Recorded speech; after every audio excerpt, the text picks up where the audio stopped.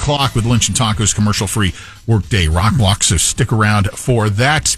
It is time to tech it out. The latest technology news brought to you by the JRR Rock Shop, now open with all of your Earth Day Birthday 2024 merch. You heard it right. If you didn't get your JRR Earth Day Birthday 2024 shirt, there's a couple varieties while they last, and the sizes while they last, and also hats, WJRR.com.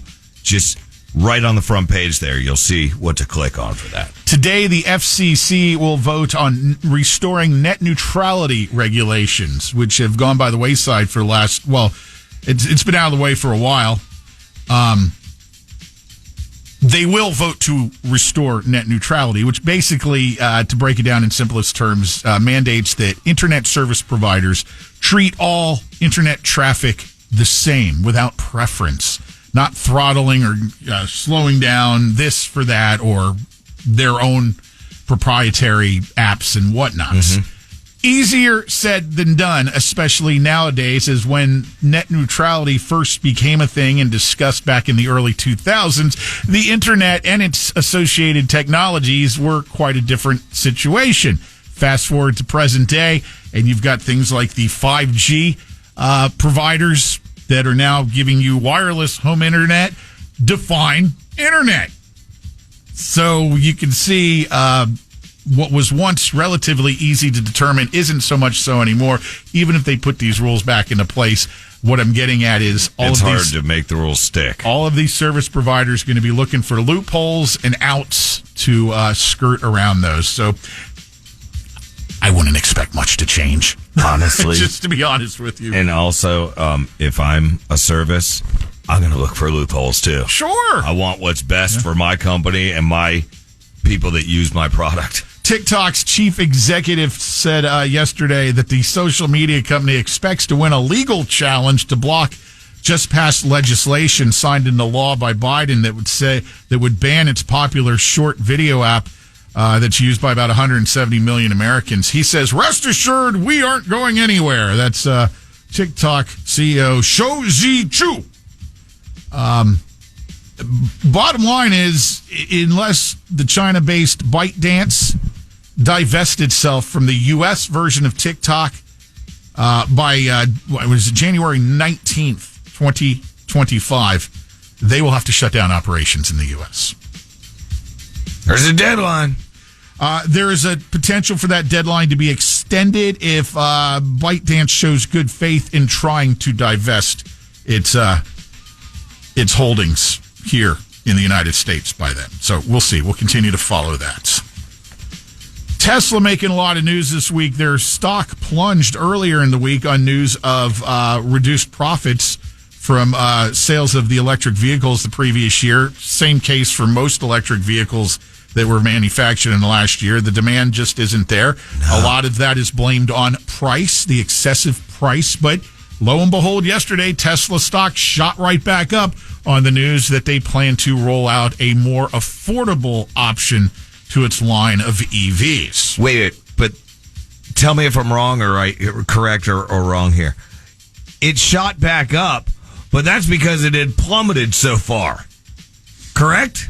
It had already gone down prior to that, so now, okay, it shot back up. It's kind of... Well, it's going in the right direction once again, but it is directly attributed to their news yesterday on the heels of the plunge earlier in the week that they are going to roll out and produce a more mass appeal and affordable electric vehicle for many Americans. Okay.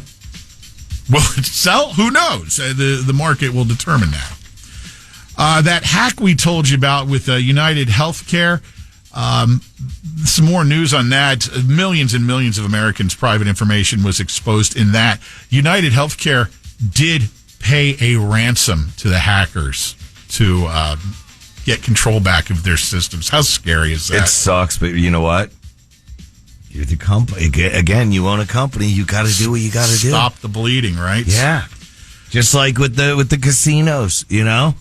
Those of you who have switched to streaming as your primary way of watching live television, you know a major problem with that is if you're a sports fan, the latency, the delay in seeing live sports from when it actually occurs, it can be quite significant, sometimes in the range of 45 seconds up to longer than a minute with high demand sports situations like the Super Bowl and whatnot.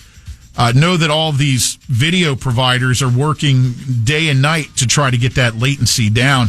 Prime Video says that their goal is to get latency under 10 seconds, which really would be in line with cable TV for the most part. Yeah, because they're delays. Right. Well, anyway, the only way to really get pure live as close as you can is with an over-the-air antenna. That's the quickest way. But latency is always going to be an issue. But if they can get that down, it'll be interesting to see how many more people, especially sports fans, will switch to that means of getting their sports. Know that YouTube TV has been experimenting with this for a while, called their reduced broadcast delay function. Some of you may have discovered this if you're sports fans. You can turn that on if you have a good enough internet connection, but if your internet connection is kind of wobbly, you may notice a reduction in your picture quality. Here's a tip from me, okay? Here's what you do. If you're IT Bob. Let's say you're watching the Stanley Cup and your buddy are hockey fans, or you're watching the NBA final game,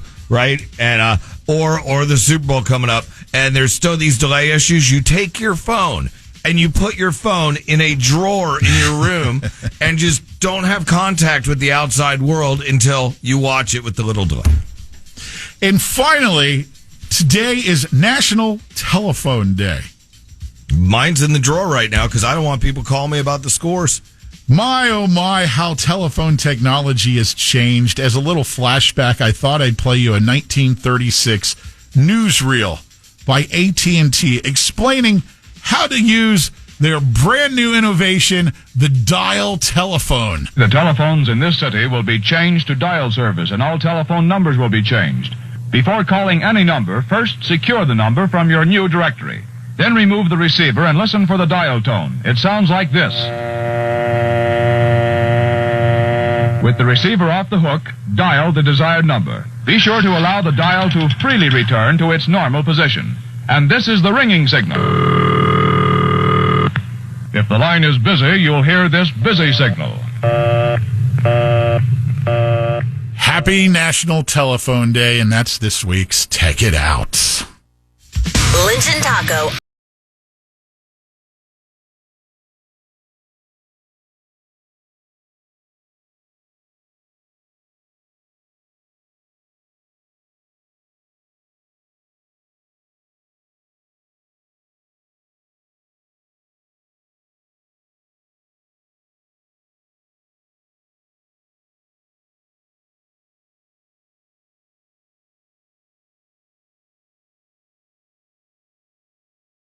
On demand, download the iHeartRadio app.